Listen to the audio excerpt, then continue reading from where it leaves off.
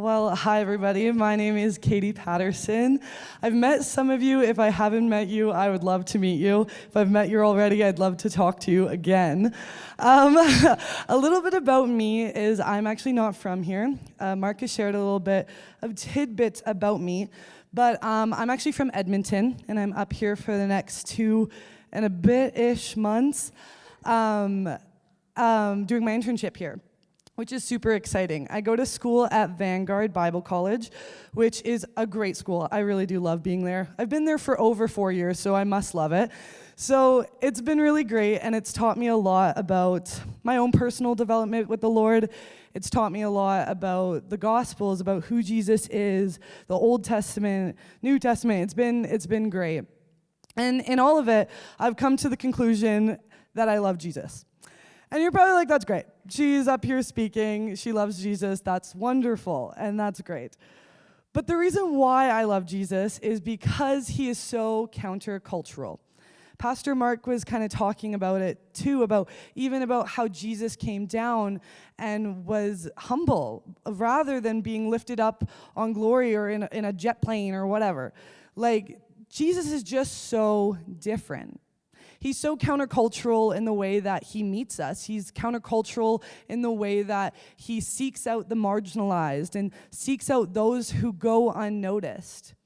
We see this in the Gospels and how he washed the disciples' feet. We see him calling tax collectors. We see Jesus, and we just see this man who is radically different. And that is the same, Jesus is the same God today. And so Jesus, he offers us this life that is so different than what the world offers us. You see, where we would probably meet somebody with anger or with disgust or shame, Jesus doesn't do that. He meets us with gentleness and kindness. And that's honestly why I fell so in love with Jesus, is because of that. And despite our mistakes, despite our shortcomings, despite our sin, he sees us. And even the ones that are hidden. I know that sometimes we like to act and have a put on a face almost, where we kind of like to act okay, or maybe we won't share the full truth out of lots of different things. But Jesus, he has seen every single part of us, every single part, which is actually crazy when you think about that. Every single part, every happy day, every sad day, every mistake, every sin, every single thing about us and what makes us us, he knows. And there's hidden things in all of us, whether it's from childhood or whether it's from something someone said to you that like had added a wound to us, where we might walk into the room carrying that still, where we might walk into a room where we're like still carrying that. Maybe it was a diagnosis, maybe it was from childhood or something that just kind of stuck with you. Maybe it's a feeling of inadequacy, or maybe it's a feeling of a poor self-image, or something you just can't really stop focusing on. And some of us, we live in this fear of being kind of found out, that like, if somebody knew this about me, if somebody knew that's how I'm walking into this room, if somebody knew that I'm coming into this church today with this burden, maybe they would look at us a little differently. We fear of our failures or our story, that if people knew that, they might walk away. And so we come up with our own remedies. We hide, or we try to manage this mess. We try to cope with these things. We try to do the best in our own ability to try to just ease this pain. But you see, Jesus, he doesn't operate like that. He doesn't ask us to hide these things, but he actually asks us to bring him these things. And what I want to focus on, what my main point of this message is that Jesus doesn't just heal what's seen, but he invites you to trust him with the hidden wounds that have shaped you so that he can restore your identity to the wholeness of being his. Today, we're going to be in the scriptures, and we're going to meet this woman who, honestly, she had every single reason to hide. We're going to look and we're going to dive into the scripture, and we're going to see that Jesus, he calls her out, but he calls her out for a purpose and a reason. Not to shame her, but to rename her. And that he actually does that for us today too. So we're going to walk in this passage in Mark chapter 5 of this unnamed woman. And we're going to look and see how Jesus treats her. So Mark chapter 5. And I invite you, for the next 20 minutes or so, we're going to do this. And if you think it's heresy, blame Pastor Mark, because he actually gave me this. But we're going to walk through this thing called holy imagination. So I want to be very clear, we're not going to add anything to Scripture. We are not adding anything. We are not mumble-jumbing Scripture. We are not doing anything like that. But this holy imagination is kind of, I want us to go into this passage of Mark chapter 5, and I want us to imagine the scene. I want us to imagine, like, if you were there, if you were a fly on the wall, if you were this girl experiencing all this, let's just put ourselves in her shoes.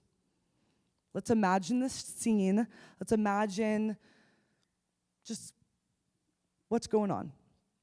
And so, a little bit of context before we actually do this.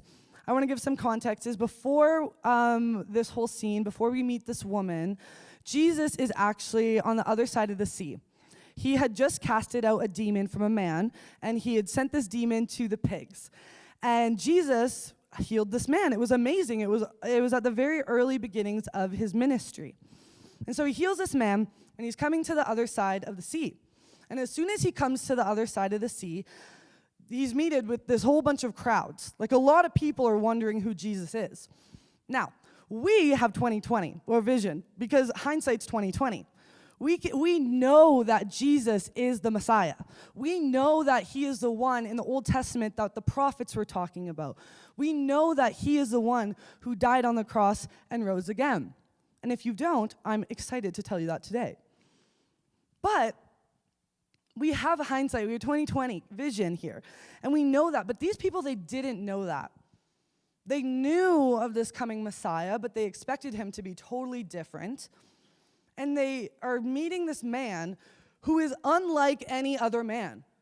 He's meeting the marginalized. He's healing a paralyzed man. He's healing a demon out of somebody. And he's preaching of these parables that are so radical and so different that people are like, who is this guy?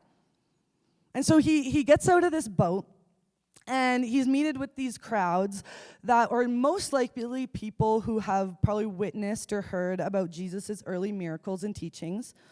There's probably curious locals or like people who are in that region. And there was a lot of mixed reviews about Jesus. There was a lot of probably belief or hope or curiosity or a little bit of skepticism of like, who is this guy? And so he gets off this boat, and immediately people are surrounding him. It's like people are grabbing him, people are pleading at him, people are like all around him. And I kind of picture this as like Calgary Stampede a bit. I was there last year, and like you get in the gates, and immediately everybody is around you. Everybody is touching you. Everybody's pushing you. You have this weird smell of hot dog. You have like, it's so hot and it's just so sweaty. It's so weird there. And you have all these crowds around you. And that's kind of how I'm picturing this. Is Jesus, he gets off this boat, and he's immediately around so many people. The air is thick. You can smell the heat and the sweat and the livestock and the dirt and the unwashed robes. And there was no perfume. There was no frankincense. It was just people pushing, wondering who this Jesus guy is. This pure desperation. But then we meet Jairus. Now we're going to pick up in Mark chapter 5, verse 21, where we meet this ruler of the synagogue. It says, when Jesus had crossed again in the boat to the other side, a great crowd gathered about him, and he was beside the sea. Then came one of the rulers of the synagogue, Jairus by name, and seeing him, he fell at his feet and implored him earnestly, saying, my little daughter is at the point of death. Come, lay your hands on her so that she may be made well and live. And so he went, and a great crowd followed him. Now, this is kind of crazy because a synagogue leader, basically they were the caretakers. They were the people who kind of oversaw the life of the synagogue, the life of this religious life. They were respected, they were honored, and even just Jairus asking Jesus would have caused some uproar a bit, because the religious leaders at the time were not very pro-Jesus. But we see this man, a desperate man, a man who his daughter is on the brink of death, and you see him laying before him, pleading and asking Jesus, knowing that Jesus was different than any other teacher or any other rabbi or any other religious leader. And so, Jesus is on his way to heal a synagogue leader's daughter. Crowds are pressing, people are shouting, urgency is super high, and we're met with this woman. And all we know about her is that she's been bleeding for 12 years. It says in verse 25, "And there was a woman who had a discharge of blood for 12 years, and who had suffered much under many physicians, and had spent all that she had, but she was no better, but rather grew worse. She had heard the reports about Jesus, and came up behind him in the crowd and touched his garment." Now, this lady was bleeding for 12 years. That is so physically exhausting. Like, just imagine the amount of pain this woman was probably going through of 12 years of nonstop bleeding. But it was actually so much deeper than that. It was not just the physical that affected this lady. It was everything emotional, social, and financial. Because during that time, there was some laws. Now, these laws were actually given to these people by God. God gave them to Moses, and in this time, he gave the laws to Moses in the first 5 books of the Bible. It's called the Torah. It's like a fancy way of saying the first 5 books of the Bible. And so the purpose of these laws that God gave Moses was it was a design to show what sin has done. A symbolic way to show that sin actually soils and defiles us and corrupts us. And the Old Testament has a lot of symbolism for that. And so because this woman was bleeding for 12 years, when a woman was bleeding, it was as if she was unclean. But there was a way of restoration. So if a woman was on her menstrual cycle, she could actually be clean after 7 days. So she would go through this process of kind of removing herself, of washing, of sacrificing, and then she can enter back into society as a clean woman. But this woman, because she was suffering for 12 years of an ongoing bleeding, that meant that she was perpetually unclean. That meant that anything she touched would become unclean. That meant that she could not enter the temple. That meant she could not be around community. That meant she couldn't even hug anybody. Like, she couldn't even touch anybody, because they would then become unclean. Now, she spent all that she had on doctors, everything. And nothing, absolutely nothing was working. In fact, she only got worse. And we have to remember the time. It is first century Israel. The physicians were not really physicians. They didn't really know anything. They were kind of just shooting in the dark. And so when she came to them, they were kind of giving old wives' tales. When I was kind of looking up what these kind of rituals or these remedies would be, they were insane. They were pluck one feather. They were sacrifice this. And they were do 8 backflips. I'm just kidding. They didn't put that. But it was old wives' tales of do this and this and this, and then maybe it'll work. And nothing was working, obviously. And she only grew so much worse. This lady was labeled untouchable. This lady was labeled unclean. Let's just imagine, let's have this holy imagination where we just put ourselves in her shoes of being every room that she walked into, she'd be looked at as unclean. Every room she walked into, she carried the weight that nobody would want to be in her presence. The amount of emotional strain, the amount of, am I actually unclean? Am I actually unworthy? Am I actually unlovable? But you hear of this man, you hear of this man who healed a demon out of somebody, and you hear of this man who healed a paralyzed man, and you hear of this man who is teaching about loving the marginalized and teaching about seeing those who are unseen. And you think, could he really heal me? Could this man, Jesus, really end my suffering? Could I really actually come out of this place? 12 years, 4,383 days.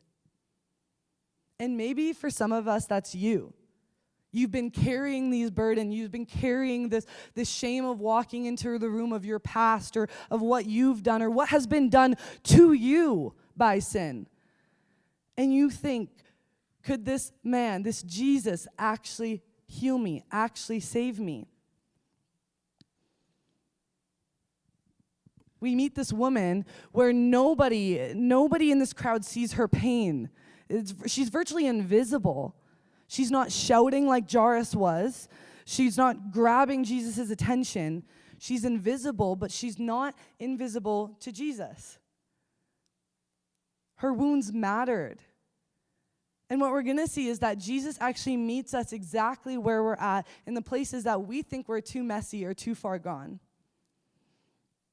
It says in verse 27 that she had heard the reports about Jesus and came up behind him in the crowd and touched his garments.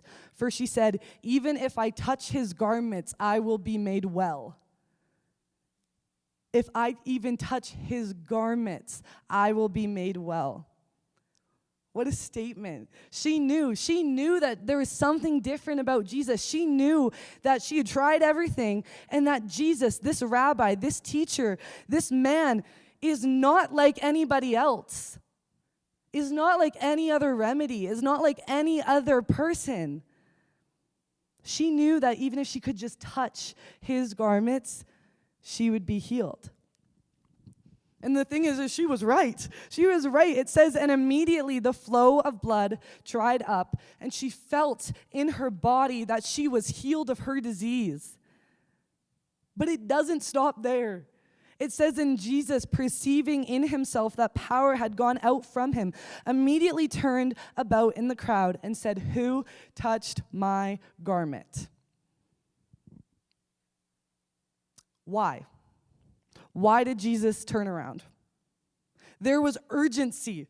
He was about to heal. He's on his way to heal the synagogue leader's daughter. There is so many people around him. There's people pressing him. There's people pleading him. There's urgency, and urgency is high, and he stops. And he turns around and he asks, "Who touched my garment?" Why, Jesus? The job is done. You've healed her. You've done it. She can walk. She can go.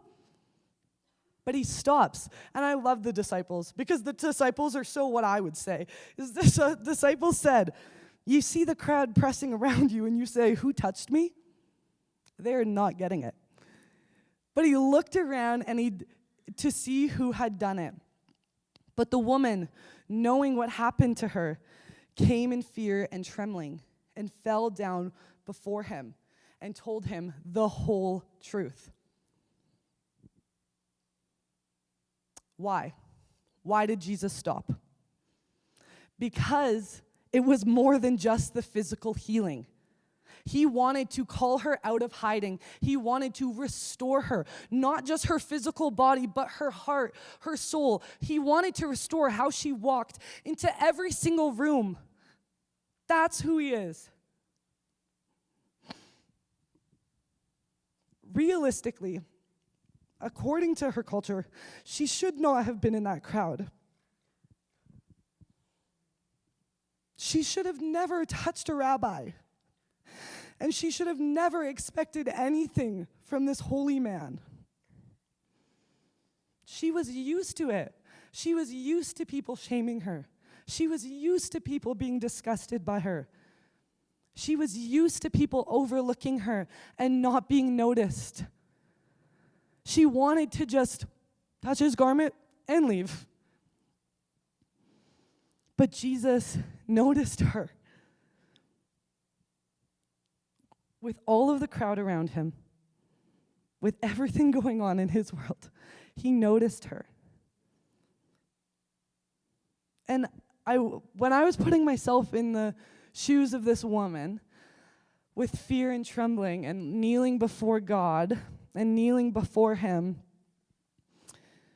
telling the whole truth, I'm sure there was a lot of fear of like, I just touched this holy man. Like what? Like, what if, like, very well in that time, she could have been stoned for that. Or what if I made him mad because I delayed him on this mission? What if he shames me for touching him? Yet he calls me out of hiding. So she's laying there at his feet. She's come out of hiding. Everybody's looking at her. Everybody's wondering what Jesus is going to say, what she's going to say. And she kneels down before him and tells him the whole truth. Everything. She tells him everything about all the doctors, of all the feelings of unworthiness, of all the nights of the 4,383 days that she was in suffering. She lays it out before him. She lays it out before the public crowd. And not even the half-truth either. Some of us are really good at giving Jesus our half-truths. We're really good at saying, Jesus, thank you so much for this week. Or Jesus, like, be with me as we go in school. And I'm not negating that. We should be thanking him for school, and we should be thanking him for our week. But Jesus wants the things we're mad at. Jesus wants the things that we're still angry about from what happened to us 10, 20 years ago that we are still not over. Jesus still wants these things that we think that we've dealt with, but we haven't. We got to get better at saying the whole truth to him when we kneel before him and when we come before him. Why? Why does he want the whole truth? Is the same reason of why he stopped for that lady. Is because Jesus wants to bring you out of hiding. Just like he did for her. Not to shame you, not to get mad at you, but because Jesus is in the business of restoring every single part of you. Every single part of you. As we walk with him, as we lay these things at our feet, he is in the business of redeeming and restoring you. Not overnight. Some things that happens. But as we walk, as we grow in relationship with him, as we abide in him, as we have our relationship with him for as many years. See, it wasn't just about the healing of her body, but it was more than that. He restored so much more than her physical need. He restored her future. He restored her dignity and all that had been taken away from her. So we're back in this scene where she's laying at the feet of Jesus. She's pouring out her heart of the whole truth. Everybody's wondering, like, what's Jesus going to do? What's he going to say? The disciples are still confused that he is stopping. Will it be anger? Will it be disgust? Will it be shame? And instead of any of that, he meets her with incredible gentleness and incredible kindness and a different response and the most profound response ever. He says to her in verse 34, "Daughter, your faith has made you well. Go in peace and be healed of your disease." Wow. He calls her daughter. That is the only time that Jesus has ever used that in the Gospels. Like calling somebody that. Of course, we're referred to as daughters and sons of King. But like, he looked at her in front of all of her shame, in front of all of what everybody thought of her. And he looked at her and healed every single part of her by just saying one word. By saying, daughter. That name is identity. That name means belonging. That name means family. And that name changes her entire story. Her entire story changed when she met Jesus. By one word, saying daughter. She's no longer the unnamed, unclean, unwanted, excommunicated from society. She is daughter. And that's the whole point. That's the whole point of this. That's the whole point of Jesus' ministry. That is the whole point of the gospel. That is the whole point of us here today. Like, it's so great to come in on a Sunday and bring our burdens and say hi to one another, to be in community, to worship. That is great. But this is the whole point. The gospel is the whole point. The whole point is that Jesus died on the cross and he rose again 3 days later. That he took every single part of what is hidden in us, our hidden wounds, our hidden stories, even our big wounds that everybody knows about. He died on the cross for those, for everything that has been done for or to us and what we've done to others. And why? Why is the same reason of why Jesus stopped for this woman. Is because God is a God of restoration in our identity, in our story, and in our future, and in our past. When you put your faith in Jesus, we get adopted into this family. We get adopted in, and we get to walk as sons and daughters of a king. We get to walk in wholeness. He tells this lady to go in peace. And that peace, that word actually means wholeness. He is saying, daughter, you get to go and you get to walk in wholeness of being mine. Before anything that's happened to you, you are mine. If you've put your faith in Jesus, you are a son of a king. You are a daughter of a king. You are his. You bear that signature that nobody can take away from you. And you know, this world can take a lot from you. We all live in the same world. We've all seen the same society. We've all seen the news. But this is something that nobody gets to take away from us, is that we are his family members. And that's honestly just so awesome. That is the whole reason of like, what is so crazy about how different Jesus is because he invites us into this family.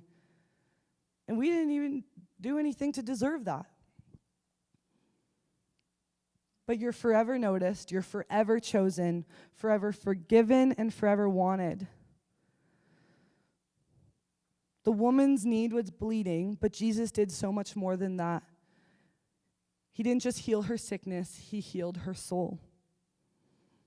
Now, we're going to go back into this holy imagination for a second. Let me invite you one last time that you are this woman. Jesus has gotten up. He's on his way to go heal Jairus' daughter. Some of the crowd is still begging him and pleading him. Some people are back and wondering what on earth just happened. The livestock smell is still there. The dirt around you is still the same. But something's different. For the first time in 12 years, you stand up and you're not ashamed. You're not invisible. You're fully seen and you're fully known. You came because you heard of this man that could fix you, but he did so much more than that. He rewrote your story. He rewrote your identity. He rewrote every lie that's ever been told over you or over your family or over anything. And you're getting up and you're the same woman who showed up. Like, you look the same, but everything about you is different.